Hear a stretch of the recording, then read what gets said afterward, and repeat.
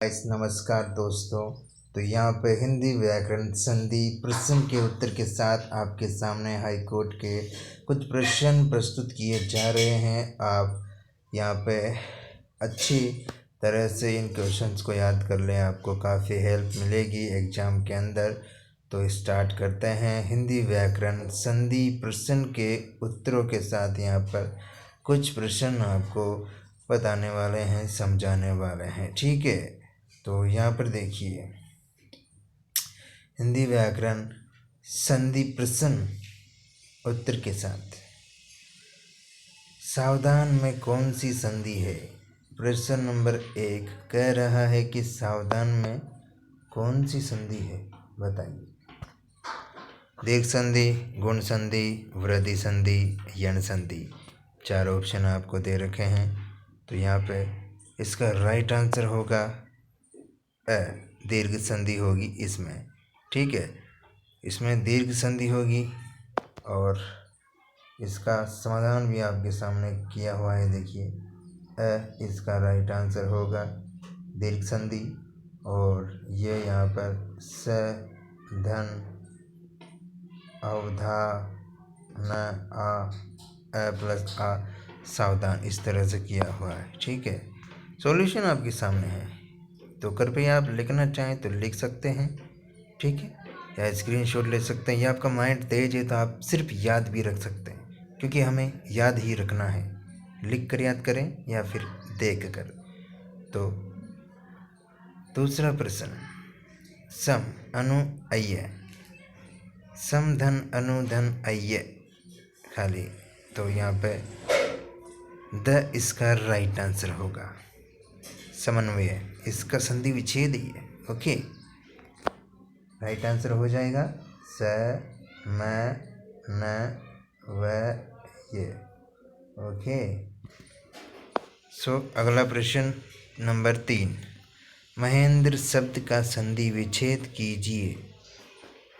महा प्लस इंद्र, मही प्लस इंद्र, महा प्लस इंद्र, मही प्लस अंद्र। इसका राइट आंसर होगा ऑप्शन ए। वाह, वेरी गुड। सभी ध्यान दीजिए, इसका ऑप्शन ए राइट आंसर होगा। महा प्लस इंद्र मतलब महेंद्र। क्वेश्चन नंबर 4 पे हम पहुंच चुके हैं। महोषधि में कौन सी संधि है? उत्तर आपके सामने दे रखा है, फटाफट से देख लीजिए। वृद्धि संधि, ऑप्शन नंबर 3 स इसका राइट आंसर है। प्रश्न नंबर 5, मात्राज्ञा में कौन सी संधि विच्छेद है? यण संधि, दीर्घ संधि, गुण संधि, वृद्धि संधि। राइट आंसर होगा यण संधि, इसका सही उत्तर होगा। तो क्वेश्चन नंबर 6 में चलते हैं। अन्वित का संधि विच्छेद कीजिए। अन्वित का संधि विच्छेद क्या होगा? जल्दी से आंसर देखते हैं। बी इसका राइट आंसर होगा अनु प्लस इति, ओके। अनु प्लस इति इसका राइट आंसर। नयन का संधि विच्छेद कीजिए। नयन मतलब आँख, ठीक है, नेत्र। नयन का संधि विच्छेद होगा न प्लस अन, नयन, ओके। क्वेश्चन नंबर 8, विधायिका में कौन सी संधि होगी? गुण संधि, अयादि संधि, दीर्घ संधि, यण संधि। बी इसका राइट आंसर बता रखा है, अयादि संधि होगी, ठीक है। तो प्रश्न नंबर 9 पे चलते हैं। अधि प्लस अक्ष मतलब द अध्यक्ष, अध्यक्ष का संधि विच्छेद बताइए। संधि विच्छेद देकर हमें इसका कंप्लीट पूरा अक्षर क्या है वो पूछा गया है, तो हमने बता दिया द, ठीक है। अब अगला प्रश्न, भो प्लस इष्य, ठीक है। तो यहाँ पर इसका भविष्य, भविष्य का संधि विच्छेद क्या होगा? आप एक प्रश्न में ही 2 प्रश्न याद रख सकते हैं। कभी आपको ये भी पूछ सकता है कि भविष्य का संधि विच्छेद क्या होगा, तो आपको ये याद रख लेना है, भो प्लस इष्य, भो प्लस इष्य, ओके। और वो प्लस इससे पूछ ले तो भविष्य याद रखना होगा। बस एक प्रश्न में 2 प्रश्न याद हो गए। तो 11 नंबर प्रश्न पे हम आ चुके हैं, यण संधि का उदाहरण, और वह इसका राइट आंसर होगा व्यर्थ। ठीक है। क्वेश्चन नंबर 12, विसर्ग संधि का उदाहरण बताइए। ब दुष्कर, दुष्कर विसर्ग संधि का उदाहरण माना गया है। ठीक है। प्रश्न नंबर 13, लिखना पढ़ना का संधि पद क्या होगा। ब लिखा पढ़ी, लिखा बड़ी। ओके, बोलते हैं ना लिखा बड़ी कर ले अगर। तो क्वेश्चन नंबर 14, सरोज का संधि विच्छेद बताइए। सरोज का संधि विच्छेद होगा सर प्लस ज, सरज, सरोज। ओके, तो यहाँ पे 15 नंबर, उदय शब्द का विच्छेद संधि विच्छेद बताइए। ब उत प्लस अय, उदय। 16 नंबर क्वेश्चन पे आ चुके हैं हम, काफ़ी अच्छी बात है।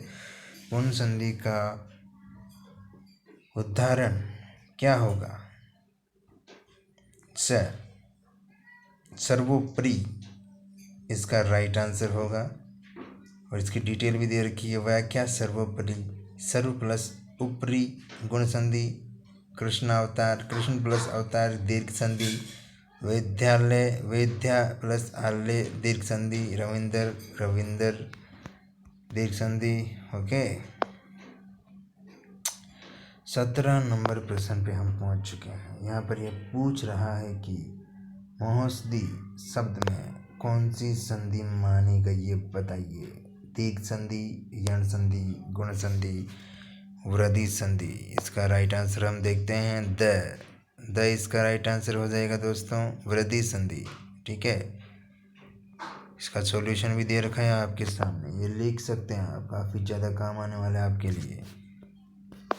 क्वेश्चन ऐसे याद कीजिए कि रात में भी आपसे कोई पूछे तो सिर्फ आप आंसर बताएं और कुछ नहीं। तो यहाँ पे 18 नंबर क्वेश्चन, संधि शब्द में कौन सी संधि है। ओ तेरी, संधि में ही संधि पूछ लिया, तो इसमें से ब व्यंजन संधि होगी। ये काफ़ी मोस्ट इम्पोर्टेंट प्रश्न है, इसको मोस्ट इम्पोर्टेंट लगा दीजिए।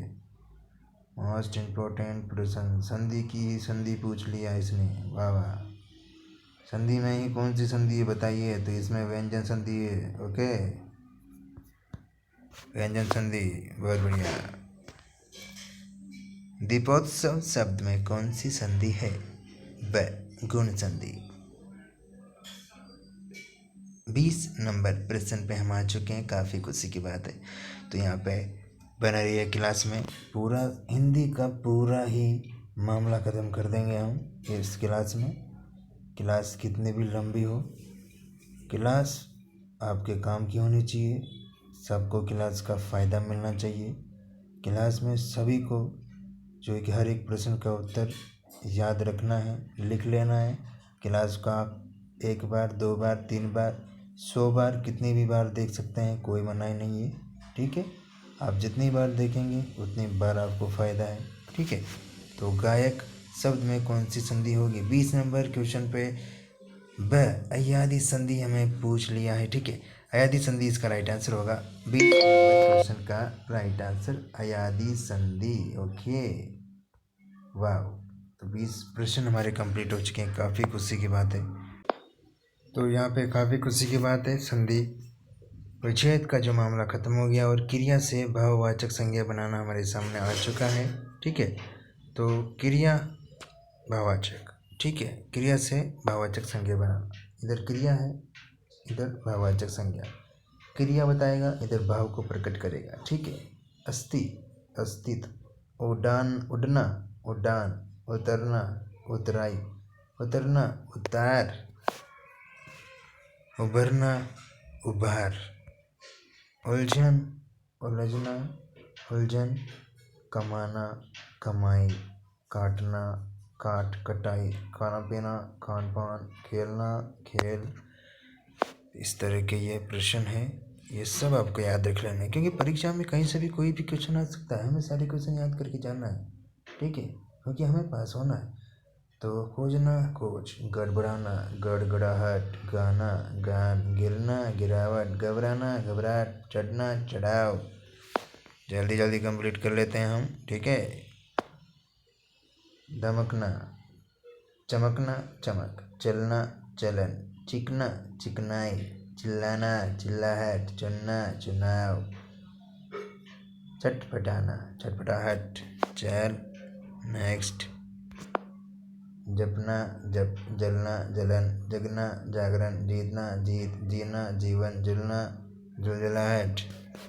Okay, now next. झुकना झुकाव, टिकना टिकाव, टोकना टोक, थकना थकान, दहाड़ना दहाड़, देखना दृष्टि, दौड़ना दौड़, पढ़ना पढ़ाई, पहुँचाना पहुँच, पीटना पिटाई, पूजन पूजा, फैलना फैलाव, बचना बचाव, बढ़ना बढ़ोतरी, बनना बनावट, बहना बनावट। यहाँ पे ये देखिए सारे दे रखे हैं, आप इसका स्क्रीनशॉट ले सकते हैं। लड़ना लड़ाई, लिखाना लिखावट, लेख, सब दे रखा है डिटेल। एक और सूचना आपको बता दूं कि क्रिया से भाववाचक संज्ञा बनाने के लिए क्रिया शब्दों के साथ प्रत्यय जोड़ दिया जाता है। अव्यय शब्दों से भाववाचक संज्ञा शब्दों की रचना की जा सकती है। अव्यय शब्दों में भाववाचक संज्ञा बनाने के लिए अव्यय शब्दों के साथ प्रत्यय जोड़ दिया जाता है, ठीक है। तो जैसे भाववाचक संज्ञा के उदाहरण मैं आपको प्रस्तुत करूं तो यहाँ देखिए, रवि की आवाज़ में मिठास है, सरिता को क्रोध बहुत आता है, मोहन एक चापलूस लड़का है, सरिता की लंबाई विजय से अधिक है, वह बचपन से पढ़ाई में बहुत अच्छा है, कमल कमला से प्रेम करता है, बीमारी के बाद मुझे बहुत थकावट होने लग गई है, ठीक है। रमेश और सुरेश की दोस्ती पूरे गांव में मशहूर है। तो यहाँ देखिए, उपरोक्त सभी उदाहरणों में मिठास, क्रोध, चापलूस, लंबाई, बचपन, प्रेम, थकावट, दोस्ती इत्यादि शब्दों से किसी न किसी भाव का बोध हो रहा है। यही सभी भाववाचक संज्ञा शब्द है, ठीक। तो यहाँ पे कुछ और प्रस्तुत है उदाहरण आपके सामने। क्रिया से भाववाचक संज्ञा बनाना, किसी क्रिया से भाववाचक संज्ञा शब्दों की रचना की जा सकती है। क्रिया से भाववाचक संज्ञा के लिए क्रिया शब्दों के साथ प्रत्यय जोड़ दिया जाता है। अब यहाँ देखिए कुछ ऑप्शंस आपके सामने दे रखे। फर्स्ट, घबराना, ठीक है, आहट घबराहट, मिलना प्लस आवट मिलावट, ये इधर हाफ वर्ड इधर हाफ वर्ड इधर टोटल, ठीक है। तो यहाँ पे चढ़ आओ चढ़ाओ, चढ़ आई चढ़ाई, काट आई कटाई, लिख ना आवट लिखावट, लड़ना लड़ाई, पढ़ना पढ़ाई, तक ना प्लस आवट तक का वट, ओके। तो यहाँ पे देखिए भाववाचक संज्ञा के कुछ और मैं बताऊँ जैसे क्रियाएं में कैसे कार्य करती है। मिठास, बुढ़ापा, गरीब, आज़ादी, साहस, वीरता आदि शब्द भावपूर्ण अवस्था तथा क्रिया के साथ व्यापार का बोध करा रहे हैं, इसलिए भाववाचक संज्ञा है। जिन शब्दों से किसी प्राणी या पदार्थ के गुण, भाव, स्वभाव के अवस्था का बोध होता है उन्हें भाववाचक संज्ञा कहते हैं। भाववाचक संज्ञा के उदाहरण जान लीजिए। उत्साह, ईमानदारी, बचपन। उत्साह मन का भाव, ईमानदारी गुण का बोध कराता है, बचपन जीवन एक अवस्था का दशा कराता है। तो यहाँ पे कुछ क्वेश्चन भी है। इस आम में मिठास अधिक है, ऐसे ही बोलेंगे, थोड़ी बोलेंगे कि इस आम में मीठा अधिक है। नो, इस आम में मिठास अधिक है, ठीक है, मिठास अधिक है। दही में खट्टा कम है ना, ऐसे थोड़ी बोलेंगे, दही में खटास कम है। बी, कढ़ाई में चिकना कम है, चिकना अधिक है। नहीं नहीं, चिकनाहट अधिक है। प्रत्येक व्यक्ति को अपना बचपन याद आता है, प्रत्येक व्यक्ति को अपना बच्चा याद आता है, ऐसे थोड़ी होता है। बचपन याद आता है। राम में अहंकार है, राम में है, अहंकार है, इस तरह। ठीक है,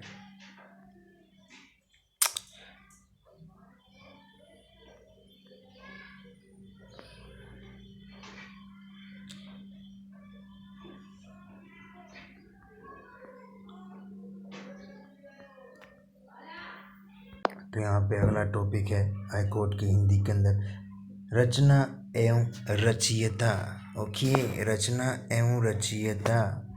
तो यहाँ देखिए फर्स्ट नंबर क्वेश्चन, सौंदरानंद किसकी रचना है? रामचरितम। नंबर 2, उर्वशी किसकी रचना है? Ramdhari Singh Dinkar. Number 3, war and peace कितनी रचना है? लियो किसकी रचना है? Leo Tolstoy. बीजक किसकी रचना है? कबीर की। नंबर 5, कामायनी किसकी रचना है? जयशंकर प्रसाद की। नंबर 6, जयद्रथ वध किसकी रचना थी? मैथिली शरण गुप्त। ये आपको याद रखना है, ठीक है। ये क्वेश्चन काफ़ी इंपॉर्टेंट है, इनमें से एक या दो क्वेश्चन बनेगा। तो नंबर 7, परिमल किसकी रचना है? तो ये सूर्यकांत त्रिपाठी की है, ठीक है। यामा किसकी रचना है? महादेवी वर्मा की। यहाँ देखिए उद्धत शतक किसकी रचना है? जगन्नाथ दास की। नंबर 10, साकेत किसकी रचना है? तो मिथिली शरण गुप्त की। यहाँ देखिए भारत भारती किसकी रचना है? ये भी इसकी है, मिथिली शरण गुप्त की। गोदान किसकी रचना है? प्रेमचंद की। पद्मावत किसकी रचना है? मलिक मोहम्मद जायसी की। यशोधरा किसकी रचना है? मैथिली शरण गुप्त, ठीक है। नंबर 15, साहित्य लहरी किसकी रचना है? सूरदास की। पल्लव किसकी रचना है? सुमित्रा नंदन पंत की, ठीक है। 17 नंबर, अंधा युग किसकी रचना है? धर्मवीर भारती की। चित्रावली किसकी रचना है? शेख उस्मान की। 19 नंबर क्वेश्चन, मृगावती किसकी रचना है? कुतुबन की। नंबर 20, दोहावली किसकी रचना है? तुलसीदास की। अशोक के फूल किसकी रचना है? हजारी प्रसाद द्विवेदी की, ठीक है। इनको आप नोट डाउन करना चाहते हैं तो कर सकते हैं, काफ़ी मोस्ट इम्पोर्टेंट है ये। नंबर 22, रंगभूमि किसकी रचना है? प्रेमचंद की, ठीक है। एंड यहाँ पर ये नंबर 23, दुर्वांशमी किसकी रचना है? जयशंकर प्रसाद की। एंड अर्धनारीश्वर किसकी रचना है? रामधारी सिंह दिनकर। कुरुक्षेत्र किसकी रचना है? रामधारी सिंह की। नंबर 6, प्रेम वाटिका किसकी रचना है? रस खान की। साकी किसकी रचना है? कबीर दास। कुटच किसकी रचना है? हजारी प्रसाद द्विवेदी। 29 नंबर, मोनालिसा किसकी रचना है? Leonardo the Vinci. Number 30 question, Bharat दुर्दशा किसकी रचना है? इसका उत्तर भारतेंद्र हरिश्चंद्र। नंबर 21, लोकायतन किसकी रचना है? इसका उत्तर सुमित्रा नंदन पंत। 32 नंबर क्वेश्चन, पंचवटी किसकी रचना है? मैथिली शरण गुप्त की। नंबर 33, दीपशिखा किसकी रचना है? महादेवी वर्मा की। नंबर 34, ठेले पर हिमालय किसकी रचना है? धर्मवीर भारती। किन्नर देश में किसकी रचना है? 35 number question, Rahul Sankrityayan. 36 number question, आधे अधूरे किसकी रचना है? मोहन राकेश की। क्वेश्चन नंबर 37, इंदुमती किसकी रचना है? किशोरी लाल गोस्वामी। क्वेश्चन नंबर 38, रसिक प्रिया किसकी रचना है? केशव दास की। रसवंती किसकी रचना है? रामधारी सिंह दिनकर की। नंबर 40, लहर किसकी रचना है? Jaishankar Prasad. Number 41, James Bond किसकी रचना है? Ian Fleming. Number 42, Prem Sagar किसकी रचना है? उत्तर लल्लू लाल जी। 43 नंबर प्रश्न, मालती माधव किसकी रचना है? इसका उत्तर भवभूति। शिवा भावनी किसकी रचना है? कवि भूषण की। 45 नंबर क्वेश्चन, आत्मजय किसकी रचना है? कुंवर नारायण की। मृगनयनी किसकी रचना है? वृंदावन लाल वर्मा की। नंबर 47, रश्मिरथी किसकी रचना है? उत्तर रामधारी सिंह दिनकर। 48 नंबर क्वेश्चन, तुगलकनामा किसकी रचना है? अमीर खुसरो। उत्तर। प्रश्न नंबर 49, जयद्रथ किसकी रचना है? मिताली शरण गुप्त की। तो प्रश्न नंबर 50, ग्राम्य किसकी रचना है? सुमित्रानंद पंत। 51 नंबर क्वेश्चन, कीर्तिलता किसकी रचना है? मैथिली। रेशमी टाई किसकी रचना है? डॉक्टर रामकुमार वर्मा। निहारिका किसकी रचना है? महादेवी वर्मा। दिग्दर्शन किसकी रचना है? राहुल साकृत्यायन। ओके, ये रचना एवं रचयिता है। ये प्रश्न और ये उत्तर है। ठीक है, प्रश्न है, ये उत्तर है। रचना और रचयिता। ठीक है, तो ये आप लिख लीजिए या फिर आपने याद कर लिया तो काफ़ी अच्छी बात है। तो ये इनमें से 1-2 प्रश्न 100% आएंगे और ये सिलेबस में दिया हुआ है। तो जो सिलेबस में दिया हुआ है वही पढ़े, नहीं पढ़ने को हिंदी तो बहुत है, ख़त्म ही नहीं होगी पढ़ते पढ़ते। जो सिलेबस है वही पढ़े। मैं उतना ही पढ़ाऊँगा जितना सिलेबस में है, दे रखा है, बस वही हमारे काम का है। उससे अधिक काम का नहीं है और उससे अधिक पढ़ने का हमारे पास समय भी नहीं बचा, क्योंकि हमारा एग्ज़ाम 13 मार्च को है, जो कि बहुत ही निकट है। तो जो हमारा मोस्ट इम्पोर्टेंट पर्सन बनता है, जो सिलेबस है, उसी सिलेबस को पढ़ो। ठीक है, और दिन रात पढ़ो, डटो नहीं, रुको नहीं, धीरे धीरे आराम से पढ़ो, समझ के पढ़ो। ठीक है, सो आगे बढ़ते हैं। सो हिंदी में हमारा सिलेबस के अंदर अगला टॉपिक है वर्तनी तथा वाक्य शब्द संबंधित अशुद्धियाँ। ठीक है, वर्तनी सामान्य संबंधित अशुद्धियाँ देखिए। वर्तनी लिपि के चिन्हों को व्याकरण के नियमानुसार क्रम से लिखना वर्तनी कहलाता है। मतलब क्रम से लिखा जाए, सही लिखा जाए, मात्रा का इधर उधर चला जाना, ये अशुद्धियाँ हो जाती हैं। उन अशुद्धियों को हमें पकड़ना है, उन अशुद्धियों के ऊपर ही क्वेश्चन बनेगा। तो यहाँ पे देखिए, वर्तनी संबंधित अशुद्धियाँ ये टॉपिक है। ठीक है, और स्वर संबंधित अशुद्धियाँ, यहाँ पे अशुद्ध शब्द शुद्ध, आकाश, आकाश, आकाश। अब देखिए कैसे लिख रखा है, आकाश, एक मात्रा खा रखी है इसने, यहाँ वाली इसके अंदर, और जबकि इसका सही शुद्ध रूप है आकाश।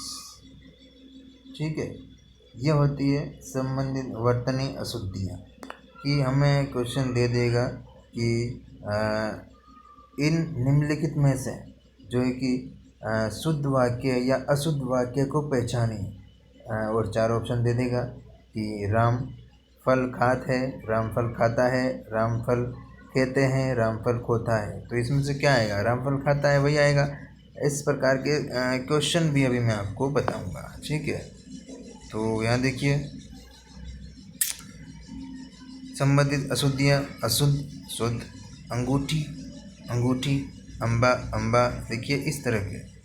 तो यहाँ पे ये देख लीजिए, अशुद्ध शुद्ध। प्रातः, प्रातः को किस तरह लिखते हैं और ये किस तरह लिख दिया, यहाँ देखिए इसमें लिख रखा है एक में प्रात, प्रात इस तरह थोड़ी लिखेंगे।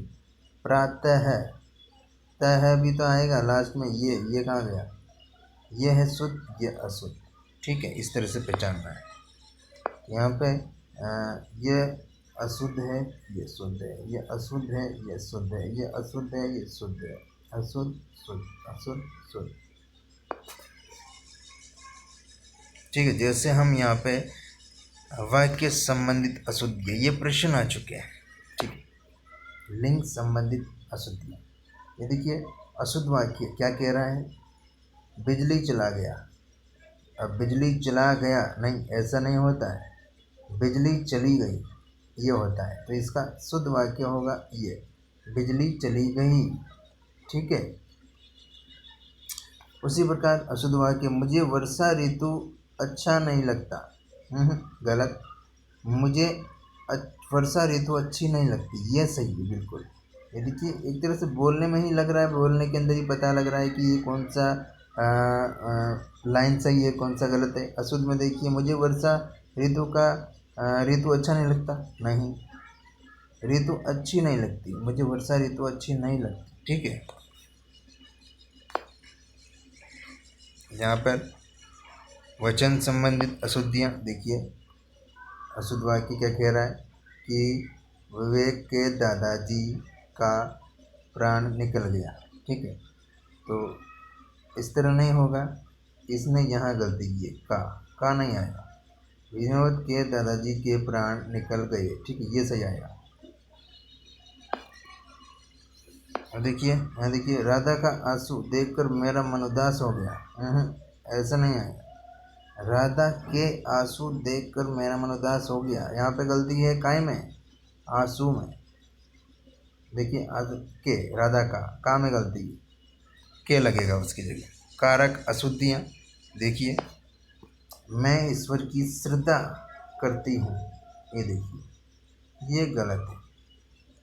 ठीक है, ये मैं ईश्वर में श्रद्धा रखती हूँ, मैं ईश्वर में श्रद्धा रखती हूँ। यहाँ देखिए एक तो ये करती गलत है, और मैं ईश्वर की नहीं आएगा, यहाँ मैं आएगा। ठीक है, मैं ईश्वर में श्रद्धा रखती हूँ, ये दूसरा नंबर शुद्ध है। तो या तो वो शुद्ध शब्द पहचानने के लिए देगा क्वेश्चन, या अशुद्ध शब्द पहचानने के लिए देगा। आपको प्रश्न को पूरा पढ़ना है। मैं ईश्वर में श्रद्धा रखती हूँ, ये सही होगा।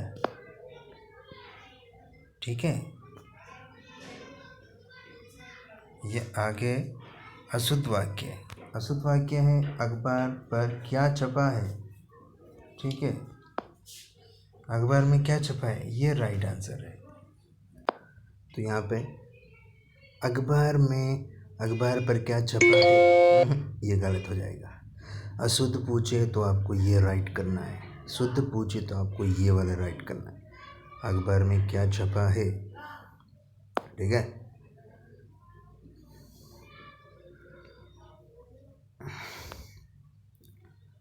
तो देखिए अशुद्धियाँ अगर इस तरह की पूछ लें, अशुद्ध वाक्य, मैंने जयपुर जाना है, नहीं, मुझे जयपुर जाना है, ये सही है। अशुद्ध पूछे तो ये सही करना है, शुद्ध और शुद्ध पूछे तो ये सही करना है। ठीक है, जैसे कुछ प्रश्न मैं आपको पूछ लूँ। देखिए प्रश्न नंबर 1, ऐतिहासिक शब्द का शुद्ध रूप बताइए। तो ऐतिहासिक रूप का शुद्ध रूप ऐतिहासिक, ठीक है। देखिए इसके अंदर ये वाली मात्रा नहीं लगी हुई, इसका शुद्ध रूप पूछ रहा है, तो हमें शुद्ध रूप बताना है। ठीक है, नेक्स्ट, अतिथि शब्द का शुद्ध रूप। तो अतिथि, देखिए इसकी मात्रा में गलती है, ये छोटी मात्रा है मतलब ये गलत है, और ये बड़ी मात्रा है मतलब ये सही है। ठीक है, उसी प्रकार अगला प्रश्न नंबर 3, मैंने गर्म भैंस का दूध पिया। ऐसे थोड़ी होता है, मैंने भैंस का गर्म दूध पिया, ये होता है इसका राइट आंसर। देखिए जैसे ही चौथा नंबर क्वेश्चन, उन सभी में मैं ही पहले पहुंची, उक्त वाक्य का शुद्ध रूप बताइए। उन सभी में मैं से मैं ही सबसे पहले पहुंची, ये सही होगा। ठीक है, जैसे ही अगला प्रश्न, राधा का और कृष्ण का मंदिर प्रसिद्ध है, उक्त शब्द का शुद्ध रूप। राधा कृष्ण का मंदिर प्रसिद्ध है, ये होगा सही। क्वेश्चन नंबर 6, उसका प्राण उड़ गया, इसका शुद्ध रूप उसके प्राण निकल गए। ठीक है, तो यहाँ पर ये हो जाएगा इसका राइट आंसर। और वेशभूषा शब्द का शुद्ध रूप वेशभूषा, इसमें ये मात्रा की गलती है। ठीक है,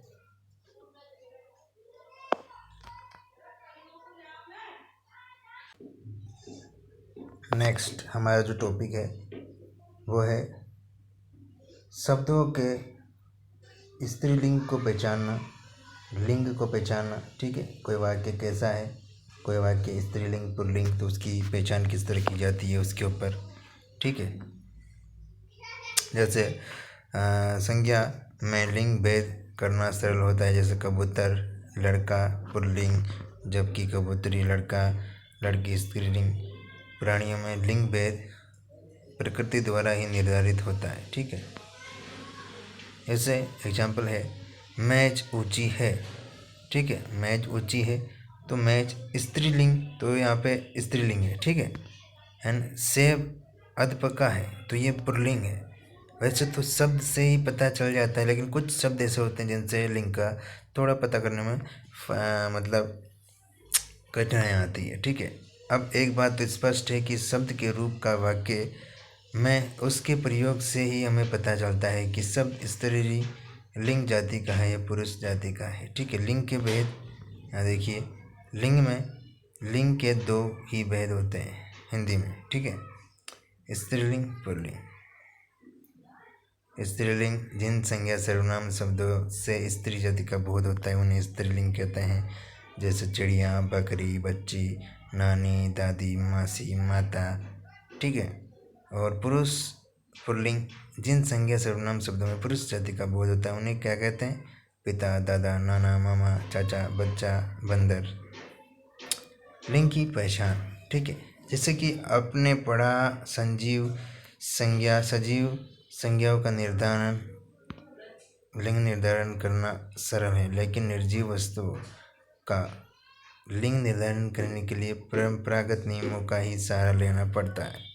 ठीक है, पुल्लिंग निर्धारण के कुछ आधारभूत नियम हैं। यहाँ देखिए पुल्लिंग के उदाहरण, जैसे पुल्लिंग के उदाहरण भारत, मंगल, शहर, सोना, दांत, दूध, कान, हीरा, सूरज। कुछ विशेषण समूह के शब्दों सदैव पुल्लिंग के रूप में प्रयोग किया जाता है, यद्यपि इनमें कुछ शब्दों के अपवाद भी मिलते हैं। देशों के नाम हमेशा पुल्लिंग में होते हैं, जैसे भारत, पाकिस्तान, रूस, जापान, अफगानिस्तान, चीन, अमेरिका।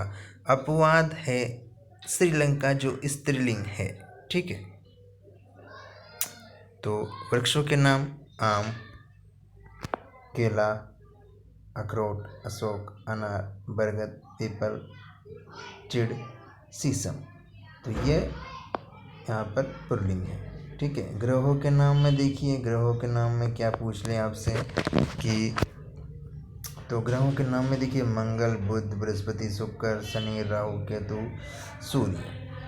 पर्वतों के नाम विंध्याचल, हिमालय, नीलगिरी, ये पुल्लिंग है। ठीक है, तो समय, दिनों एवं महीनों के नाम पल, सेकंड, मिनट, घंटा, दिन, सप्ताह, पक्ष, माह, वर्ष, सोमवार, मंगलवार, बुधवार, गुरुवार, शुक्रवार, शनिवार, रविवार।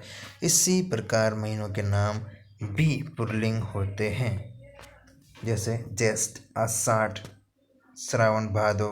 अपवाद तारीखें, तिथियों के नाम स्त्रीलिंग होते हैं, जैसे कि पहली तारीख पूर्णिमा, सुबह, शाम, दोपहर, रात स्त्रीलिंग होते हैं। ठीक है, ये आपको ध्यान रखना है। जैसे जलीय और स्थलीय भागों के नाम पुल्लिंग होते हैं। हाँ, तो जैसे उदाहरण आपको बताएं तो सागर, हिंद महासागर, प्रशांत महासागर और प्रांत, प्रदेश, जिला, नगर, राज्य, अपवाद, नहर, नदी और झील स्त्रीलिंग। तो ये सभी स्त्रीलिंग होते हैं, ठीक है। और ये पुल्लिंग होते हैं यहाँ तक। ये अपवाद के, नहर, नदी और झील ये स्त्रीलिंग होते हैं, ये ध्यान रखना है। तो प्रश्न पूछ सकता है कि महासागर स्त्रीलिंग है या पुल्लिंग है, हाँ? नहर पुल्लिंग है या स्त्रीलिंग है, झील पुल्लिंग है स्त्रीलिंग है, इस तरह से पूछेगा वो प्रश्न, ठीक है। तो जैसे रत्नों एवं धातु के नाम में, जैसे रत्न और धातु के नाम में पूछ लेगा आपसे, सोना, हीरा, मोती, पन्ना, लोहा, मूंगा, मणिक। अपवाद है चांदी एवं मणि, स्त्रीलिंग है। बाकी ये पुल्लिंग है, ठीक है। आपसे पूछे सोना में कौन सा लिंग है, तो आप बोलेंगे पुल्लिंग। हीरा, मोती, पन्ना, लोहा, मूंगा, माणिक में कौन सा लिंग है, तो पुल्लिंग बोलेंगे।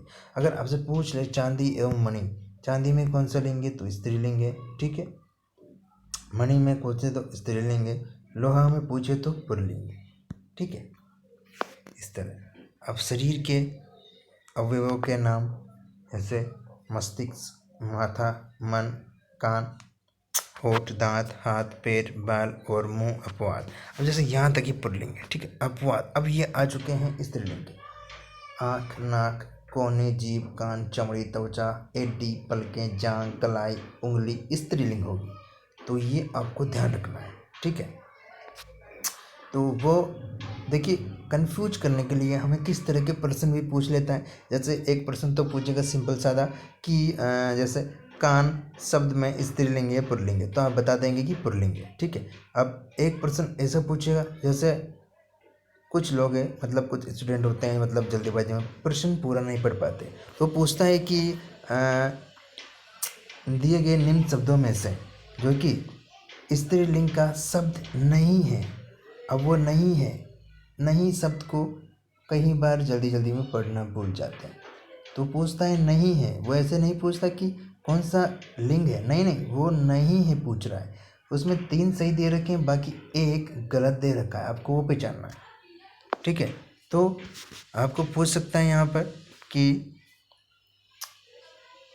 एडी, पलके, जांघ, कलाई, उंगली, इन सब में कौन सा लिंग है, ठीक है। तो यहाँ पूछ सकता है कि इनमें से स्त्रीलिंग कौन सा नहीं है। जैसे आपको 3 ऑप्शन इनमें से दे दे, पलकें, जांघ, कलाई, और एक यहाँ दे दे माथा, ठीक है। अब वो पूछ ले कि इनमें से निम्नलिखित शब्दों में से 1, 2, 3, 4 ऑप्शन हो गए, ठीक है। वो पूछे निम्नलिखित शब्दों में से स्त्रीलिंग शब्द नहीं है, तो हमारा राइट आंसर होगा ये माता। और ये तीनों तो स्त्रीलिंग है और ये पुल्लिंग है, तो ये ही हमारा राइट होगा, क्योंकि वो पूछ रहा है नहीं है, स्त्रीलिंग शब्द नहीं है, स्त्रीलिंग शब्द की पहचान करें, तो यहाँ पे पुल्लिंग आएगा, ठीक है।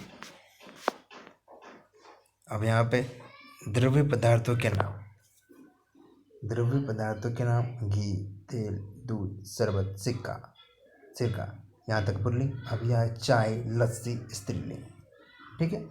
प्राणीवाचक शब्दों में पुरुष जाति के बोधक, आदमी, पुरुष, बालिका, युवक, बालक, युवक, पिता, वृद्ध, लड़का, भाई, माता, चाचा, शेर, सांप, खरगोश, चीता, बिच्छू, मच्छर, गरुड़, गद्दा, गेंडा, पशु, पक्षी, ये सब पुल्लिंग है। ओके गाइस, जैसे अब पूछे समूहवाची शब्द, तो परिवार, कुटुंब, मंडल, दल, संघ, समूह, हाथियों का झुंड, ये यहाँ तक पुल्लिंग है।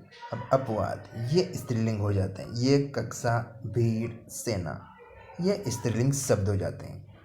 जैसे वर्णमाला के अक्षरों में ए, आ, ई, ए, आ, उ, ए, ओ, औ, क, ख, ग, छ, प, फ, थ, ये पुल्लिंग है। अब यहाँ पे ई, री स्त्रीलिंग हो जाते हैं, ठीक है। तो यहाँ पर न, आओ, पन, पा, तुअ प्रत्यय बनाने वाले शब्द, जागना, सोना, हंसना, रोना, बैठना, चलना, चिपना और बहाव, दोहराव, छिपाओ, बचपन, लड़का, मोटापा, बुढ़ापा, महत्व, ये सब पुल्लिंग है। बद्दी, मोटी, भारी, भरकम, जड़ वस्तुओं बताने वाली संज्ञा पुल्लिंग है। जैसे गड्ढा, गट्टा, गट्टर, गट्टा, लक्कड़, ठीक है, ये इस तरह से। अब स्त्रीलिंग की पहचान के लिए कुछ आधारभूत नियम देखिए दोस्तों। अब आपने देखिए स्त्रीलिंग के लिए रस्सी, सब्जी, आँख, ये स्त्रीलिंग है इस तरह से। अब देखिए यहाँ पर एकांत और निर्जीव संज्ञा स्त्रीलिंग के रूप में मानी जाती है, जैसे निधि, रात्रि, चाबी, नई, हंसी खुशी, चटनी, रोटी, नदी, सर, दा, गर्मी, सब्जी, इलायची, यहाँ तक ये स्त्रीलिंग है। अब ये अपवाद, ये पुल्लिंग के आगे, ठीक है। अपवादी पानी, मोती, घी और दही, ये समाप्त होने वाली पुल्लिंग संख्याएं हैं, ठीक है। जैसे आई, आहट, तो यहाँ पे ये स्त्रीलिंग हो जाती है। आई सिलाई, पढ़ाई, कढ़ाई, मिठाई, चढ़ाई, लंबाई, आहट, हलकाट, तुड़काट, घबराहट, चिल्लाहट, ये सभी स्त्रीलिंग हो जाते हैं। लिपियों भाषा में बोलियों के नाम अधिकतर स्त्रीलिंग होते हैं, जैसे देवनागरी, पंजाबी, मराठी, गुजराती, फारसी, हिंदी, रोमन, अवधी, ये सब स्त्रीलिंग होती है। तो तिथियों के नाम प्रतिपदा, तृतीया, चतुर्थी, पंचमी, सप्तमी आदि, ठीक है। नदियों का नाम यमुना, गंगा, कोसी, गोदावरी, नर्मदा, ये आदि जो है कि स्त्रीलिंग नदियाँ होती हैं। बट ये ब्रह्मपुत्र ये पुल्लिंग नदी है, ठीक है। याद रखना है आपको।